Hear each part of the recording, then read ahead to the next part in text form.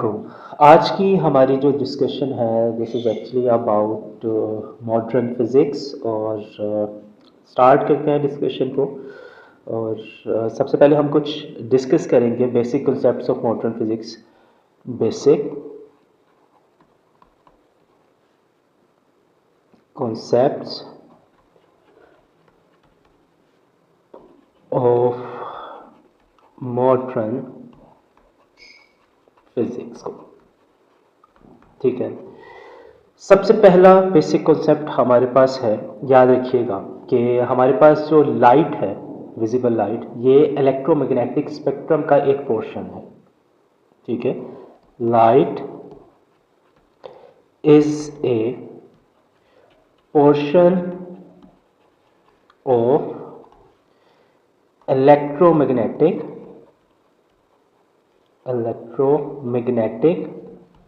Spectrum.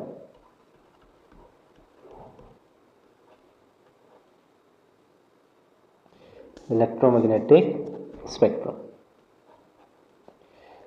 Second, आपके पास जो लाइट है हमारे पास वो कंसिस्ट करती है फोटॉन्स पर, और फोटॉन्स क्या हमारे पास energy packets. Light consist on या कंसिस्ट ऑफ फोटॉन्स, और फोटॉन्स क्या हमारे पास packets of energy, packets of energy. और हर फोटोन की जो हमारे पास एनर्जी होती है वो एच एफ के इक्वल होती है, ठीक है। हमारे पास एच एफ के इक्वल होती है। थर्ड पॉइंट जो आपने याद रखना है कि जो स्पीड ऑफ लाइट है which is 3 multiplied by 10 raise to power 8, ये एक यूनिवर्सल कांस्टेंट है according to modern physics. Speed of light, speed of light is a universal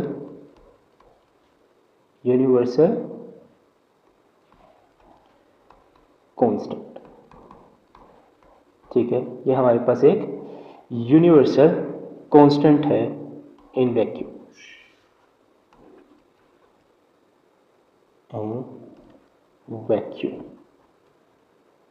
ठीक है।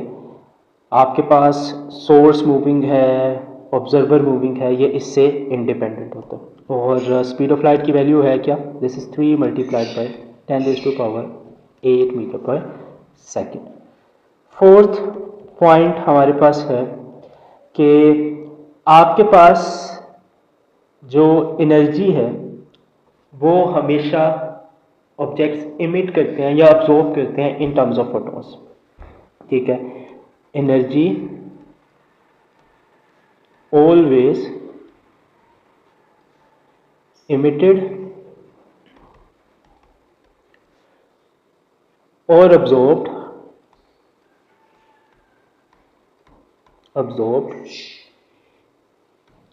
in the form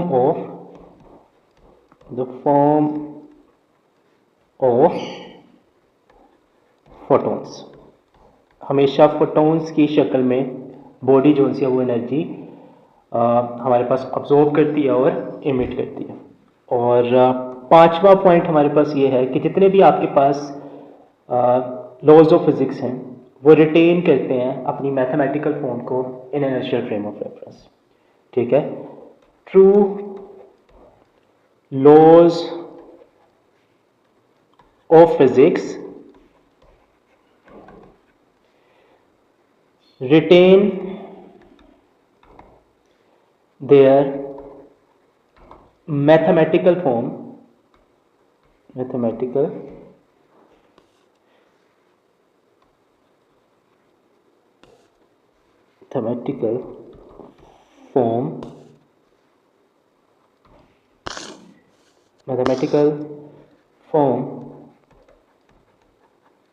in all inertial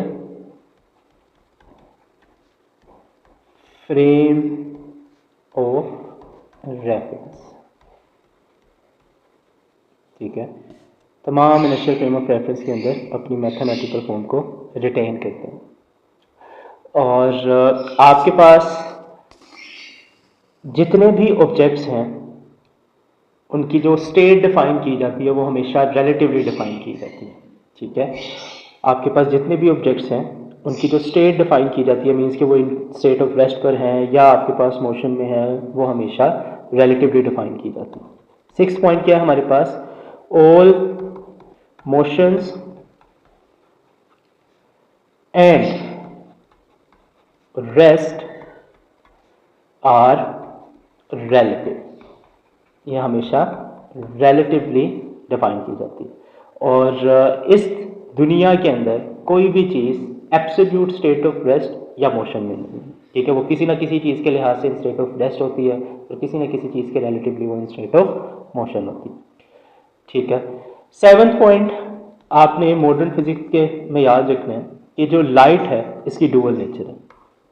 light have dual nature, light की हमारे पास dual nature होती है, means ये एज अ पार्टिकल भी act करती है और उसके साथ साथ ये आपके पास एज ए वेव भी एक्ट करती है।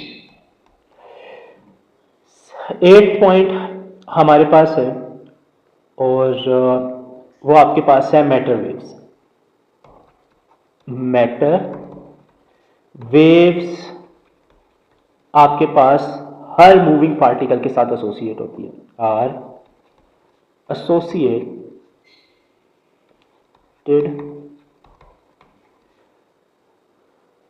with moving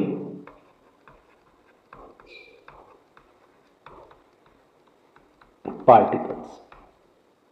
ठीक है, और आपके पास एनर्जी और मैस रिलेशन है। फर्दर हमारे पास एनर्जी और मैस रिलेशन है।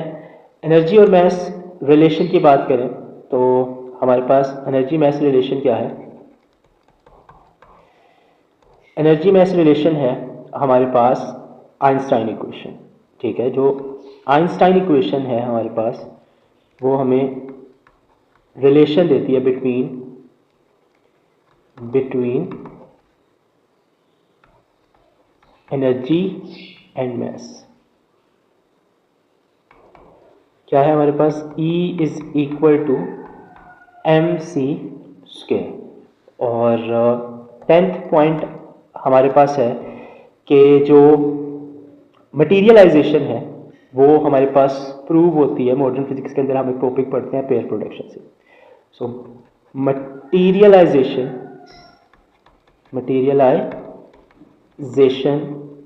Of energy has been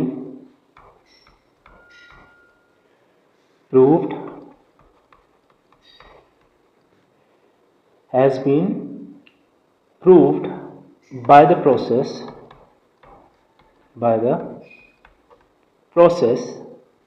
called pair production।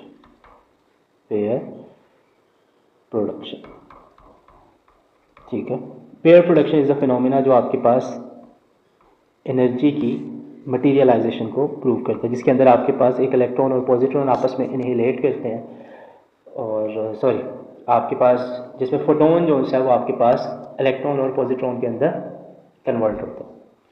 इसी चैप्टर का आपके पास टॉपिक है ये।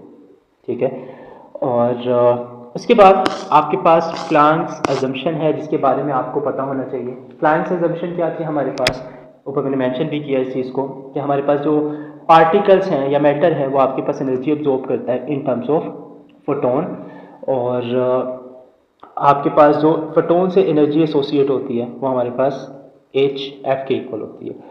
तो प्लैंक्स अजम्पशन क्या है हमारे पास, planks assumption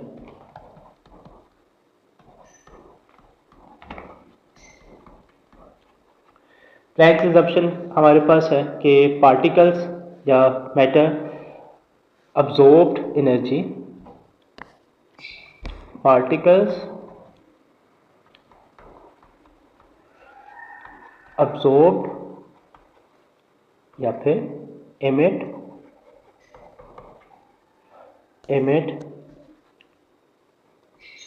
energy in terms of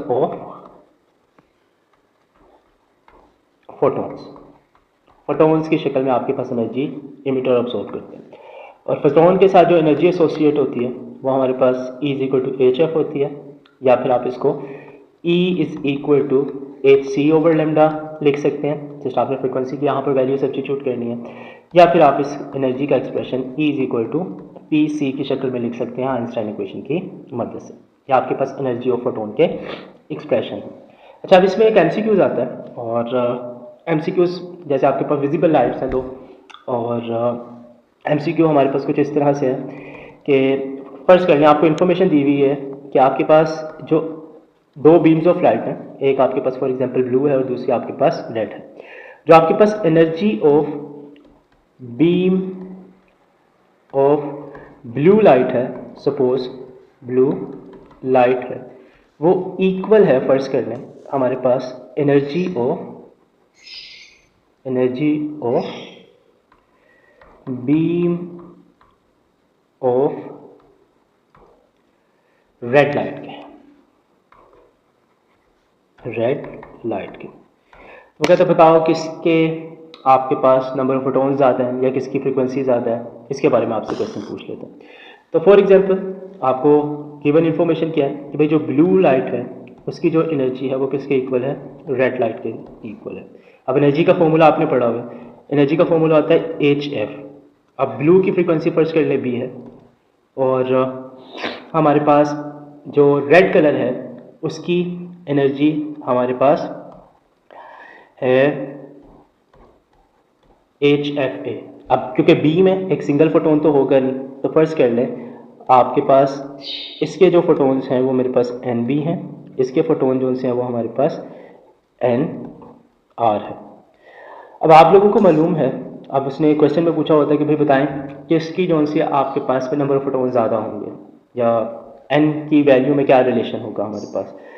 अब हमें मालूम है कि जो फ्रीक्वेंसी है हमारे पास ब्लू लाइट की वो ज़्यादा होती है as compare to red light, ठीक है। As compare to red light हमारे पास एनर्जी फ्रीक्वेंसी क्या होती है, ज़्यादा होती है। तो लिहाजा क्योंकि आपके पास एफ बी जो सा है एफ ए से ग्रेटर देन है, एफ आर से sorry as, then this implies that कि आपके पास जो एन बी होगा this should be less than N R, या आपके पास एन आर से क्या होना चाहिए, छोटा होना चाहिए, तभी ये इक्वालिटी एग्जिस्ट करेगी, अदरवाइज ये इक्वालिटी एग्जिस्ट नहीं करेगी। या अगर आप इसकी रेशो निकालेंगे तो वो रेशो डेफिनेटली आपके पास क्या होगी, कम होगी, ठीक है। तो 1 से कम होगी। तो बच्चे ये आपके पास नंबर ऑफ फोटोन से रिलेटेड क्वेश्चन आता है। फर्दर हमारे पास आ जाता है टॉपिक, पहला टॉपिक जिसको हम डिटेल डिस्कस करेंगे, या इसमें हमारे पास टॉपिक में मेन टॉपिक आपके पास है interaction of radiations with matter, interaction of radiation with matter. और जो interaction of radiation with matter है ये डिपेंड करती है एक्चुअली एनर्जी ऑफ रेडिएशन के ऊपर, कि जो इंसिडेंट रेडिएशन है या इंटरेक्ट करने वाली रेडिएशन है उसकी एनर्जी कितनी है। तो this actually depends on the energy of radiations. और एनर्जी ऑफ रेडिएशंस पर की बेस पर आपके पास 3 तरह की जो सी इंटरेक्शंस हैं हमारे पास पॉसिबल होती हैं। अगर आपके पास इंसिडेंट फोटोन की एनर्जी जो सी है ई जो है वो लेस देन है 0.5 मेगा इलेक्ट्रॉन वोल्ट से, लेस देन इक्वल है किससे, 0.5 मेगा इलेक्ट्रॉन वोल्ट से, तो आपके पास जो फिनोमिना होगा वो आपके पास होगा फोटो इलेक्ट्रिक इफेक्ट। होता क्या है इसको भी डिस्कस करें, फोटो इलेक्ट्रिक इफेक्ट। और अगर आपके पास इंसिडेंट फोटोन की एनर्जी वो आपके पास ग्रेटर है 0.5 से, 0.5 मेगा इलेक्ट्रॉन वोल्ट से ग्रेटर है, और लेस देन है आपके पास, लेस देन है आपके पास 1 मेगा इलेक्ट्रॉन वोल्ट से, तो बच्चे जो आपके पास फिनोमिना होगा वो होगा कॉम्पटन्स इफेक्ट। ठीक है, कॉम्पटन्स इफेक्ट होता क्या है इसको भी अभी हम डिस्कस करेंगे। और नेक्स्ट आपके पास अगर इंसिडेंट फोटोन की एनर्जी, अगर इंसिडेंट फोटोन की एनर्जी 1 मेगा इलेक्ट्रॉन वोल्ट से ज़्यादा है, 1 मेगा इलेक्ट्रॉन वोल्ट से ज़्यादा है, तो आपके पास जो फिनोमिना होगा वो फिनोमिना आपके पास होगा, इसको ज़रा और प्रिसाइज कर लेना, तो आपके पास ये तकरीबन 1.02 मेगा इलेक्ट्रॉन वोल्ट से कम अगर एनर्जी है कॉम्पटन्स इफेक्ट, और अगर 1.02 मेगा इलेक्ट्रॉन वोल्ट के इक्वल या उससे ज़्यादा एनर्जी है तो आपके पास जो फिनोमिना होगा वो होगा पेयर प्रोडक्शन। ठीक है, फिनोमिना कौन सा होगा हमारे पास, पेयर प्रोडक्शन होगी। तो अभी जो हम डिस्कस करने लगे हैं वो है फोटो इलेक्ट्रिक इफेक्ट। ठीक है, photo electric effect, photo electric effect, photo electric effect. Photo electric effect क्या है कि फोटो इलेक्ट्रिक इफेक्ट के मुताबिक अगर आपके पास एक मेटालिक सरफेस है, ठीक है, सपोज कर लें ये आपके पास वो मेटालिक सरफेस है, और इसके साथ इसके बिल्कुल सामने मेरे पास इस तरह से एक कंप्लीट सर्किट मौजूद है। सपोज ये सोर्स लगा हुआ है और यहाँ पर वोल्ट मीटर कनेक्टेड है, इसको मैंने सोर्स के नेगेटिव टर्मिनल से कनेक्ट कर दिया, इसलिए हम इसको कैथोड का नाम देंगे, और इसको पॉजिटिव टर्मिनल के साथ कनेक्ट कर दिया इसलिए हम इसको एनोड का नाम देंगे। और ये सारा ऑपरेटर जो है हमारे पास एक वैक्यूम चैम्बर में होता है जो एक्सटर्नल इफेक्ट से इसको महफूज रखेगा, यानी कि अदर फील्ड्स से आपसे इसको महफूज रखेगा। अब यहाँ पर इन दोनों टर्मिनल्स के दरमियान किसी भी किस्म का कोई फिजिकल कनेक्शन मौजूद नहीं है, लेकिन जैसे ही लाइट इसके ऊपर फॉल करती है ऑफ सर्टेन सूटेबल फ्रीक्वेंसी तो इसकी सरफेस इलेक्ट्रॉन्स एमिट होते हैं, being a positively charge anode, ये इनको अट्रैक्ट करता है, सर्किट में इलेक्ट्रिक करंट फ्लो करना स्टार्ट करता है, पोटेंशियल डिफरेंस डेवलप होता है। ठीक है, आपके पास पोटेंशियल डिफरेंस डेवलप होता है। तो ये जो आपके पास एमिशन ऑफ इलेक्ट्रॉन है फ्रॉम द मेटालिक सरफेस, इस एमिशन ऑफ इलेक्ट्रॉन को हम लोग या इस फिनोमिना को हम लोग नाम देते हैं फोटो इलेक्ट्रिक इफेक्ट का। तो फोटो इलेक्ट्रिक इफेक्ट है क्या हमारे पास, this is actually when radiation of suitable frequency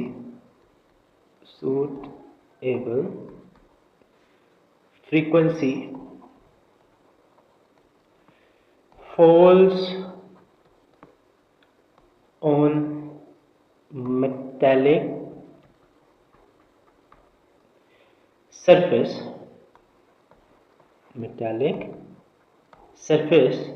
it emits electron from the surface. This phenomena is actually known as photoelectric effect। और ये जो आपके पास इलेक्ट्रॉन्स इमिट हो रहे होते हैं, हमारे पास जो इलेक्ट्रॉन्स इमिट हो रहे होते हैं, ये जो इमिटेड इलेक्ट्रॉन्स हैं, इन इमिटेड इलेक्ट्रॉन्स को हम लोग नाम देते हैं फोटो इलेक्ट्रॉन्स का, फोटो इलेक्ट्रॉन्स का नाम देते हैं।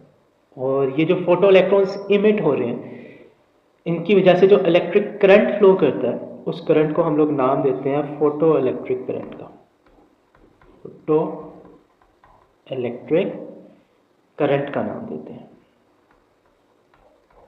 ठीक है, और ये जो फोटो इलेक्ट्रिक करंट है हमारे पास, ये जो फोटो इलेक्ट्रिक करंट है बच्चों, ये डिपेंड करता है, फोटो इलेक्ट्रिक करंट जो सा है ये हमारे पास डिपेंड करता है नंबर ऑफ फोटो इलेक्ट्रॉन्स के ऊपर, नंबर ऑफ फोटो इलेक्ट्रॉन्स के ऊपर।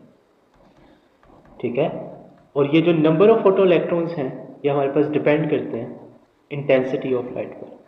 जितनी ज़्यादा इंटेंसिटी ऑफ लाइट होगी, इंटेंसिटी ऑफ लाइट होगी आपके पास निकलने वाले ना फोटो इलेक्ट्रॉन्स उतने ज़्यादा होंगे, और फोटो इलेक्ट्रॉन्स जितने ज़्यादा होंगे आपके पास फोटो इलेक्ट्रिक करंट उतना ज़्यादा होगा।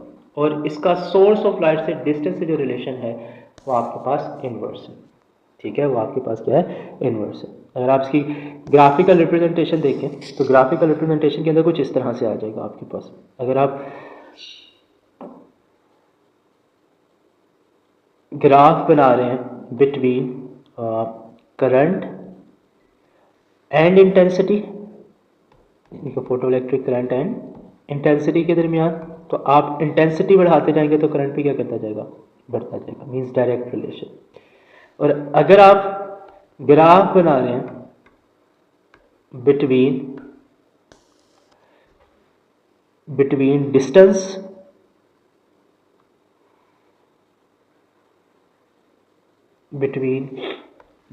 एंड करंट, तो बच्चों डिस्टेंस के स्क्वायर के साथ क्योंकि इसका इन्वर्स रिलेशन है तो इन्वर्स स्क्वायर लाकर मैंने आपको बताया था ग्राफ हमेशा इस तरह का बनता है, स्लोप कंपैरेटिवली थोड़ी ज़्यादा होती है, ठीक है, स्लोप हमारे पास कंपैरेटिवली थोड़ी ज़्यादा होती है।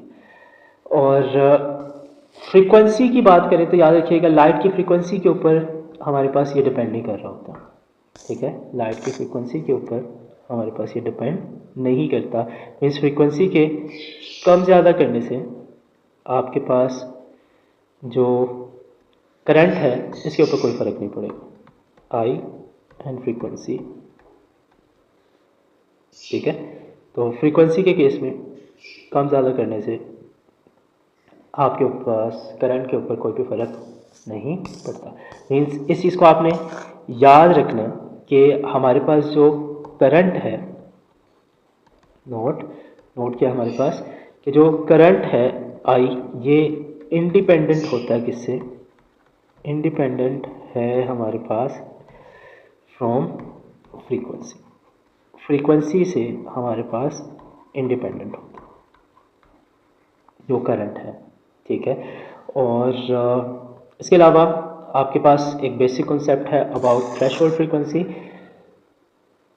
थ्रेशोल्ड फ्रीक्वेंसी जैसे मैंने डेफिनेशन में मेंशन किया था कि भाई एक सूटेबल फ्रीक्वेंसी रिक्वायर्ड होती है इलेक्ट्रॉन की एमिशन के लिए, वो जो सूटेबल मिनिमम फ्रीक्वेंसी है ना, उस मिनिमम फ्रीक्वेंसी को हम लोग नाम देते हैं थ्रेशोल्ड फ्रीक्वेंसी का, थ्रेशोल्ड फ्रीक्वेंसी का नाम देते हैं। तो this is actually minimum frequency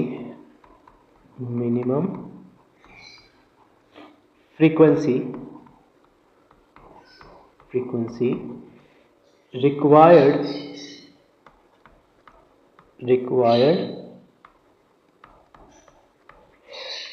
to emit an electron from metal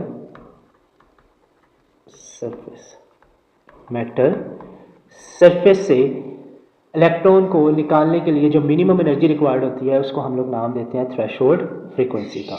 और ये जो थ्रेशोल्ड फ्रीक्वेंसी होती है इसके बारे में याद रखिएगा, ये थ्रेशोल्ड फ्रीक्वेंसी हमारे पास मटेरियल पर डिपेंड कर रही होती है कि आपके पास मेटल सरफेस का मटेरियल क्या है, या नेचर ऑफ मेटल सरफेस के ऊपर डिपेंड कर रही होती है। तो जो आपके पास थ्रेशोल्ड फ्रीक्वेंसी है, सपोज इसको मैंने एफ नोट से रिप्रेजेंट किया, तो आपके पास किस पर डिपेंड करती है, depends on nature of material, या फिर आप मेटल लिख लो, ठीक है। जैसे फॉर एग्जांपल हमारे बुक के अंदर जो मेंशन है कुछ केसेस कि अगर आपके पास टारगेट जोन से मेटल जोन सी है वो caesium coated oxidized silver plate है, सीजियम कोटेड ऑक्सीडाइज्ड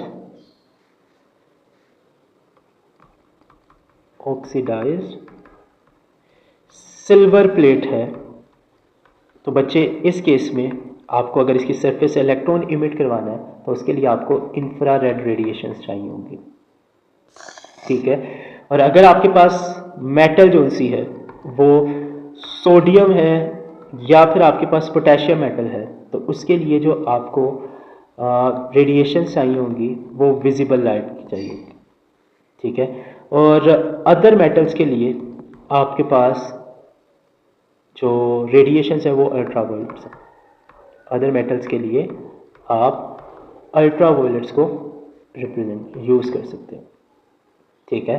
और बच्चे जो मिनिमम एनर्जी है जो आपको required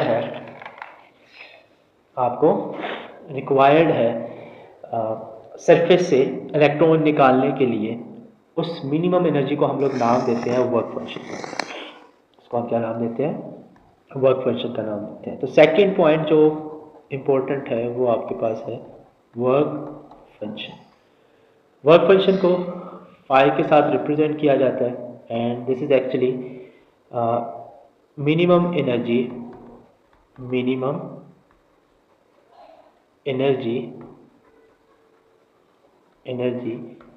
required to free an electron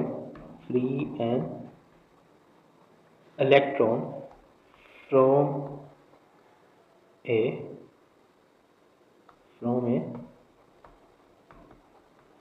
metal surface. उस मिनिमम एनर्जी को हम लोग वर्क फंक्शन का नाम देते हैं। और वर्क फंक्शन है एनर्जी का फॉर्मूला मैंने बताया HF होता है। वर्क फंक्शन से सोर्स की जो फ्रीक्वेंसी होगी वो हमारे पास F0 के इक्वल होगी। और उसके अलावा इसको आप इस शक्ल में भी लिख सकते हैं hc/λ0, ठीक है। ये आपके पास उस थ्रेशोल्ड फ्रीक्वेंसी से एसोसिएट वेवलेंथ है। और इसके बाद एक स्टॉपिंग पोटेंशियल का कॉन्सेप्ट आता है। स्टॉपिंग पोटेंशियल निकालने के लिए हम लोग क्या करते हैं, फॉर एग्जांपल ये मेरे पास मेटालिक सरफेस थी, ये एनोड था, तो हम क्या करेंगे, इनकी पोलैरिटी चेंज कर देंगे, ठीक है। मीन्स इसको हम लोग नेगेटिव टर्मिनल से कनेक्ट कर देंगे और इसको हम लोग पॉजिटिव टर्मिनल से कनेक्ट कर देंगे। और जैसे ही लाइट फॉल करेगी तो डेफिनेटली आपके पास इस सरफेस में से इलेक्ट्रॉन इमिट करेगा। अब इस इलेक्ट्रॉन को हमने स्टॉप करना है कि भाई ये इस एनोड तक ना पहुंच सके या इस टर्मिनल तक ना पहुंच सके। तो उसके लिए हमारे पास इसके साथ एक वेरिएबल पोटेंशियल सोर्स लगा हुआ होता है। वेरिएबल पोटेंशियल सोर्स लगा हुआ होता है जिसकी वजह से हम पोटेंशियल को कम या ज़्यादा कर सकते हैं। हम पोटेंशियल को इस तरह से एडजस्ट करेंगे कि जो फोटो इलेक्ट्रिक करंट है वो ज़ीरो हो जाए। फोटो इलेक्ट्रिक करंट क्या हो जाए, हमारे पास ज़ीरो हो जाए। वो जो रिवर्स पोटेंशियल हमने इस फोटो इलेक्ट्रिक करंट को ज़ीरो बनाने के लिए अप्लाई किया होगा, उस रिवर्स पोटेंशियल को हम लोग नाम देते हैं स्टॉपिंग पोटेंशियल का। उसको हम लोग नाम देते हैं स्टॉपिंग पोटेंशियल का। तो स्टॉपिंग पोटेंशियल हमारे पास क्या है, स्टॉपिंग पोटेंशियल आपके पास एक्चुअली ये हमारे पास रिवर्स पोटेंशियल है। रिवर्स पोटेंशियल है जो रिक्वायर्ड होता है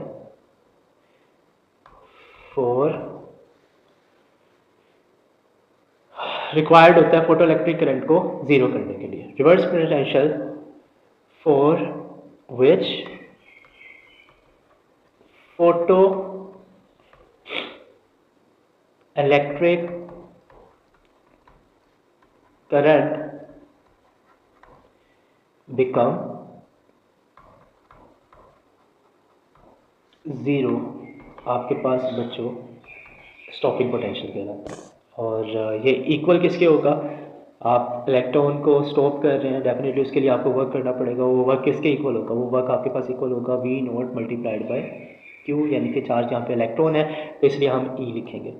और this should be equal to the kinetic energy of the electron which is 1/2 mv²। और यहाँ पर हमने सबसे ज़्यादा जिस इलेक्ट्रॉन की काइनेटिक एनर्जी है ना उसको स्टॉप करना है, तो उससे एसोसिएट वेलोसिटी भी डेफिनेटली मैक्सिमम होगी।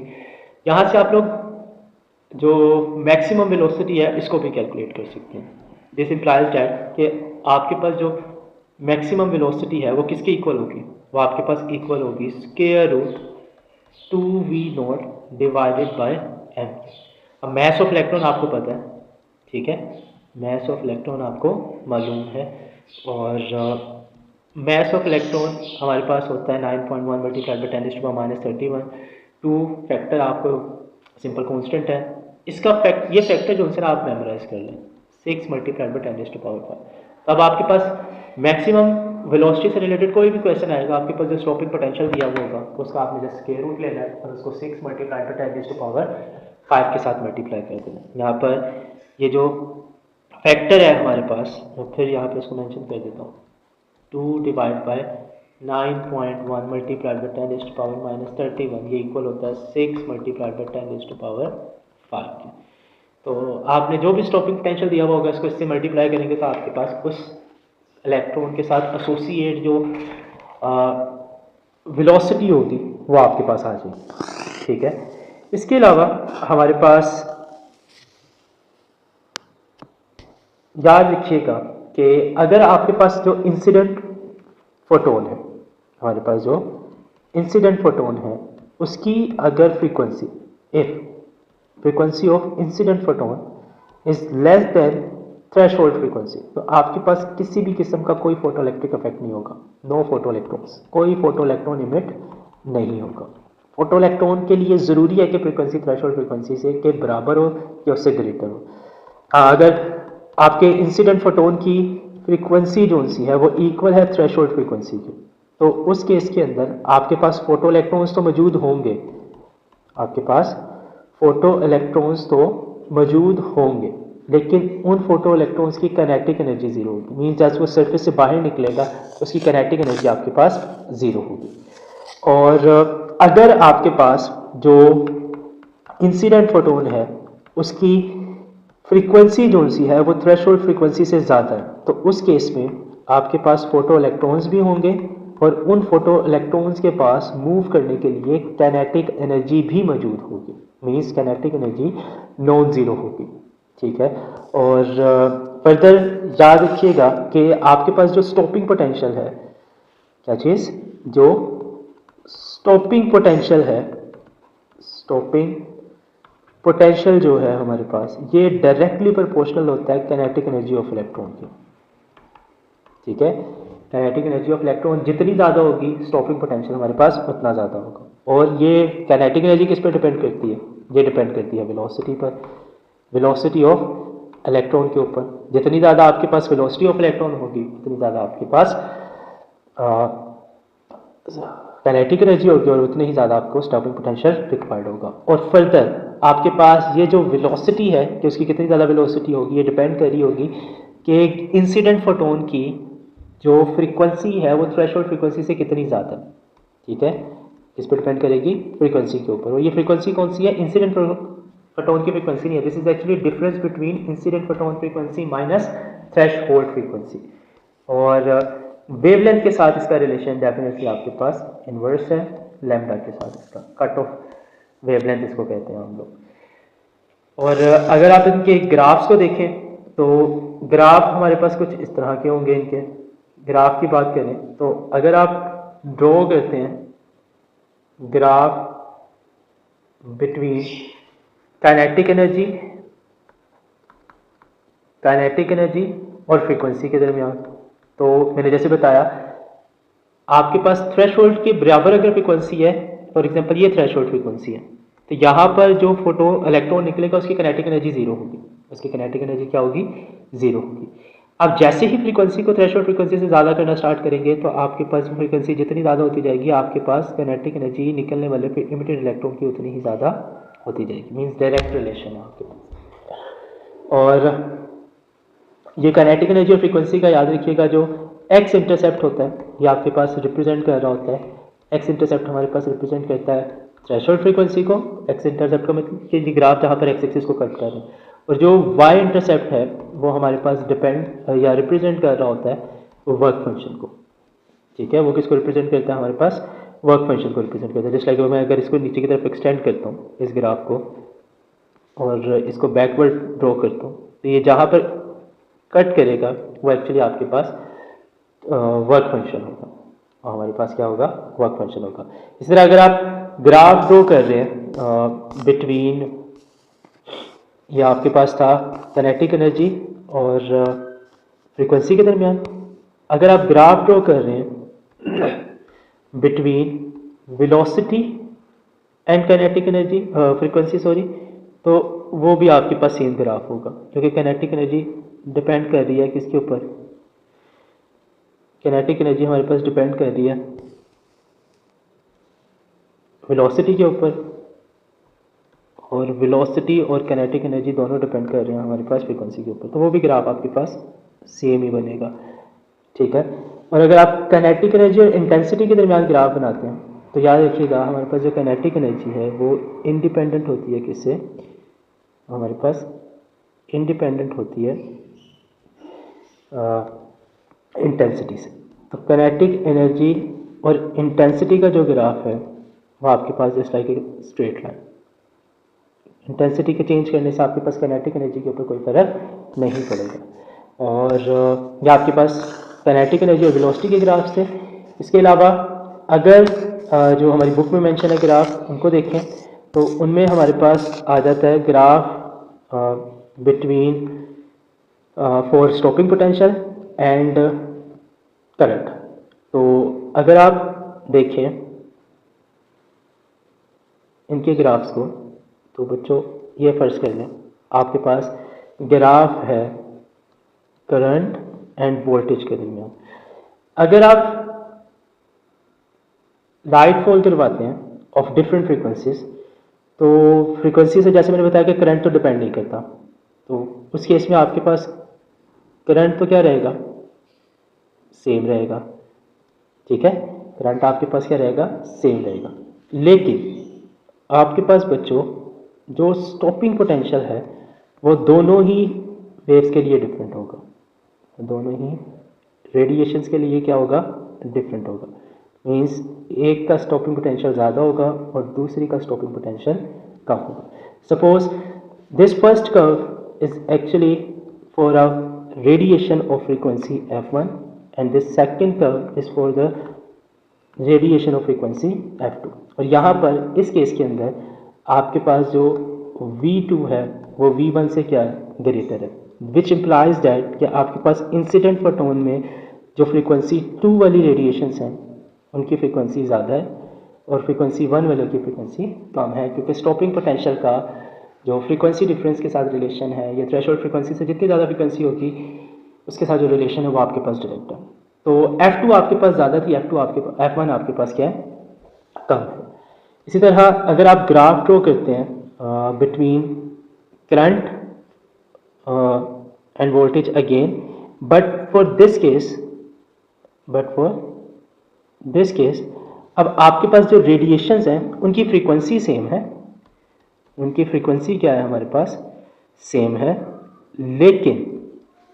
लेकिन आपके पास जो इंटेंसिटी है वो डिफरेंट है।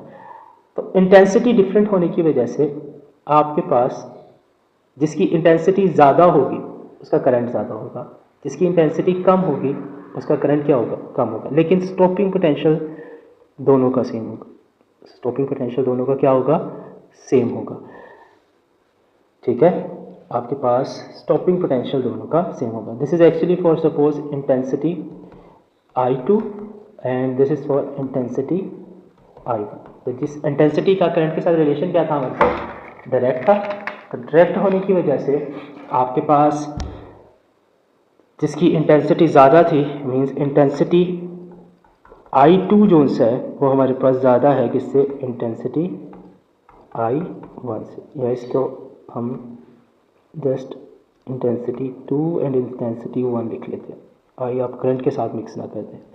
तो इंटेंसिटी 2 जो है वो इंटेंसिटी 1 से क्या ज़्यादा है। तो this graph is actually showing that कि आपके पास जो स्टॉपिंग पोटेंशियल होता है ये इंडिपेंडेंट होता है किससे, इंटेंसिटी से। नोट कि आपके पास जो स्टॉपिंग पोटेंशियल है, स्टॉपिंग पोटेंशियल जो है ये आपके पास V नोट इंडिपेंडेंट है किससे, independent from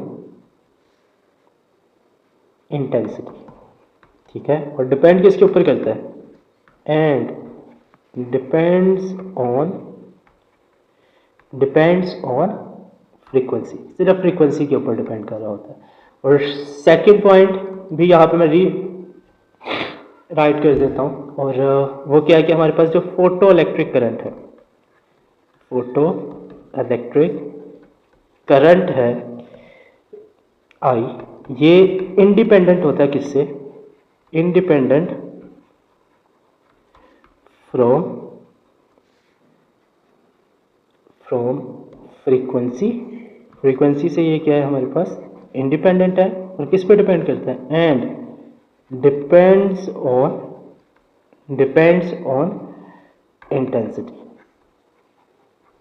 intensity of radiation या लाइट। ठीक है, ये उसके ऊपर डिपेंड कर रहा होता है। ओके, लास्ट पे फोटोइलेक्ट्रिक इफेक्ट के अंदर हमारे पास आइंस्टाइन कॉन्सेप्ट आ जाता है, उसको देखते हैं, फिर इसके बाद ये लेक्चर जो है यहाँ पर हम वाइंड अप करेंगे। So Einstein photoelectric equation,